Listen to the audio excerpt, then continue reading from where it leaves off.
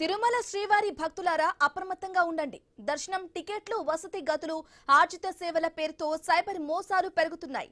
TTD అధికారిక వెబ్సైట్లను పోలిన నకిలీ వెబ్సైట్లు సృష్టించి భక్తుల నుంచి లక్షల రూపాయలు కాజేస్తున్నారు సైబర్ నేరగాళ్లు.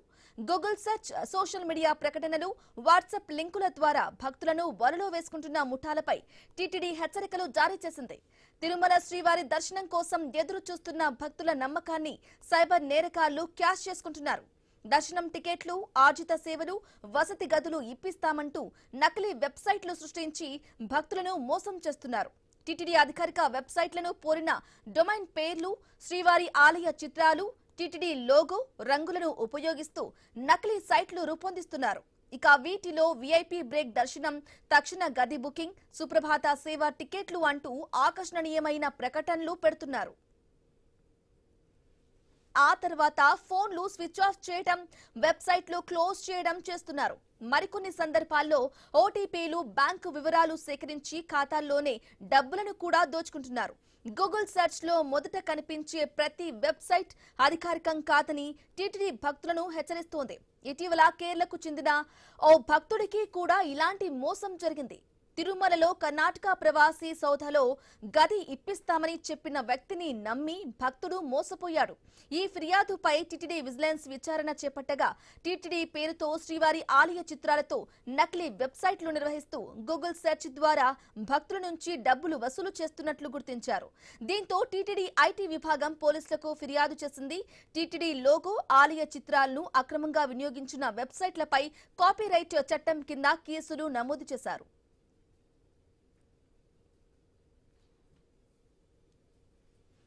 రైట్, శ్రీవారి దర్శనం అలాగే వసతి పేరుతో సైబర్ మోసాలైతే జరుగుతూ ఉన్నాయి. ఇక నకిలీ వెబ్సైట్లు కూడా సృష్టిస్తున్నారు. ఇదే విషయానికి సంబంధించి కంప్లీట్ డీటెయిల్ మా ప్రతినిధి గోపీనాథ్ ఫోన్ ద్వారా అందిస్తారు. గోపీనాథ్, బ్రాహ్మణి మొత్తం మీద తిరుమలకి సంబంధించి స్వామివారి దర్శనానికి ఎంతో మంది భక్తులు వస్తూ ఉంటారు. అయితే భక్తుల దర్శనం అంటే టికెట్లు చాలా రకాలుగా ఇబ్బందులు పడుతూ ఉంటారు. తిరుమలకు వచ్చిన తర్వాత గదులు, కాటేజీలు పొందాలన్నా, లేదంటే స్వామివారి దర్శనం సేవా టికెట్లు గానీ, సుప్రభాతం, తోమాల, అర్చన, ఇట్లా ఎన్నో రకాల సేవలు ఉంటాయి స్వామివారికి సంబంధించి. అవి ఎంతో విరివిగా దొరుకుతూ ఉంటాయి. ఎంతో అరుదు, 100కి 1-2 దొరకడం కూడా అదృష్టంగానే భావించాలి. మరోవైపు వీఐపీ బ్రేక్ దర్శనాలని, ఇట్లా 300 రూపాయల దర్శనం, ఇట్లా ఎన్నో రకాల దర్శనాలు ఉంటాయి.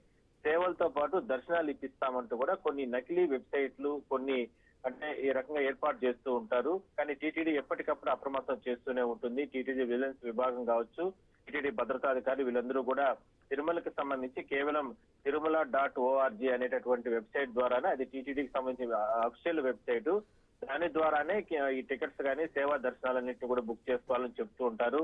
అయితే కొంతమంది భక్తులకు తెలిసి అంటే ఆ రకంగా బుక్ చేసుకుంటారు. కొంతమంది తెలియక కొంతమంది దళారుల్ని, ఇలాంటి నకిలీ వెబ్సైట్లని నమ్మి మోసపోతూ ఉంటారు. అలాంటి ఘటనలు ఈ మధ్య కాలంలో చాలా జరుగుతున్నాయి. కర్ణాటక, తమిళనాడు, కేరళ ఇలాంటి ప్రాంతాల నుంచి కొంతమంది ముఠాగా ఏర్పడి భక్తులని అవసరాన్ని దృష్టిలో పెట్టుకుని నకిలీ వెబ్సైట్లు ఏర్పాటు చేయడం, తద్వారా భక్తులకు ఫోన్లు చేయడం, టికెట్లు బుక్ చేసుకునే వెంటనే అంటే ఆ డబ్బులు అంటే వాళ్ళ అకౌంట్ లో పడిన వెంటనే మొత్తం కూడా ఆ సైట్లన్నింటినీ కూడా క్లోజ్ చేయడం. దాని తర్వాత భక్తులు తిరుమలకు వచ్చిన తర్వాత ఆ టికెట్లు నకిలీ టికెట్లు అని చెప్పి వాళ్ళు ఇక్కడ విజిలెన్స్ అధికారులకి ఫిర్యాదులు చేయడం, ఇవి తరచుగా జరుగుతున్నాయి. సో దానివల్ల పూర్తి స్థాయిలో అప్రమత్తంగా ఉండాలి భక్తులు అంటూ కూడా టీటీడీ ఇప్పటికే కూడా విజ్ఞప్తి చేయడం జరిగింది. ఎందుకంటే ఈ దర్శన టికెట్ సో ఇలాంటి హ్యాకర్ల ద్వారా కావచ్చు, ఇలాంటి ముఠాల ద్వారా చాలా జాగ్రత్తగా ఉండాలని చెప్తున్నారు. ఎందుకంటే తిరుమలకు సంబంధించి ప్రతిరోజు 1,00,000 మంది భక్తులు వస్తూ ఉంటారు.